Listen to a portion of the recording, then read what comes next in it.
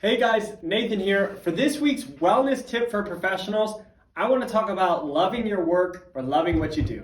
It doesn't matter how inspiring your space is or how ergonomic your space is, what we often talk about on this channel. If you don't love what you do, you're not going to have any wellness.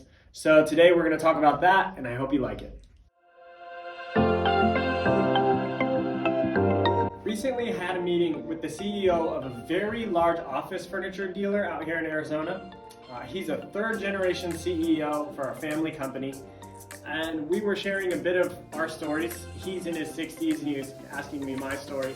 I used to work for a family company, as some of you know. I enjoyed my time there. It wasn't really my passion, it's construction. I always wanted to get into something more fitness oriented, and I thought standing desks was a great way to give people more fitness, so I felt more passionate about that. As I was explaining this to him, he then explained to me he had a similar story. He was definitely not passionate about office furniture, but now in his 60s, he's super happy.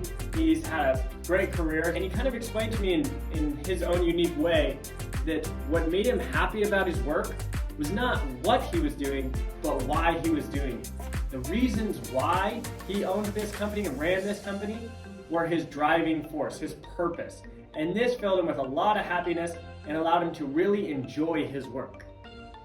This successful CEO's company has a large philanthropy side. So as he works hard to grow his company, this philanthropy project also grows. And the more he can grow here, the bigger impact he can have and the more he can give back. And he says this is really just what's driving him and allowing him to enjoy the process so much more. Now, interestingly, in the same week that I had this meeting with the successful CEO, I'm reading a book called The Millionaire Fastlane by MJ DeMarco, and the chapter I read was called The Commandment of Need. MJ DeMarco is a guy who built and sold an online platform connecting people who need limousine services to people that provide limousine services.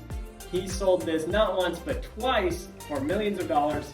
Anyways, it's a really cool story. He has a lot of unique financial and business advice, so I recommend you check it out. He talks about doing what you love is a fallacy. It's a fallacy because you can't just do what you love to be a good entrepreneur or employee.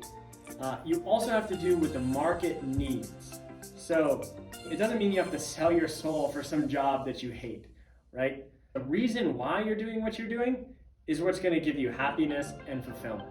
Another problem with the do what you love approach is it can sometimes ruin the passion you have for something. So maybe you love fitness, so you decide, okay, well, I should go be a trainer. Undoubtedly, in any career, you're gonna have some struggles and you're gonna have some setbacks, and you're gonna have to spend a lot of time in that field. So if you're at the gym training people for 8 hours a day, I can bet that you're not gonna love working out as much. You're not gonna get the same passion you used to get from being in the gym. So what is a better approach for finding joy in the work you do? According to these two successful business owners, the key is really having a strong meaning behind the work and staying in alignment with that meaning. For the successful office furniture dealer, this meant growing his business so that he can give more back to the community and have a bigger philanthropic impact.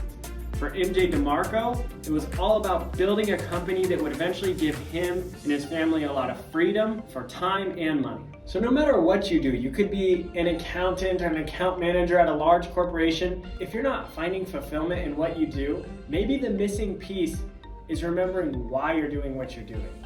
Is there a strong purpose for you having that job?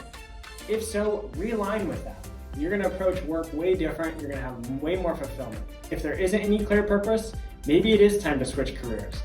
But anyways, take that advice. I hope it gives you more wellness at work, and stay tuned for more wellness tips for professionals. Take care.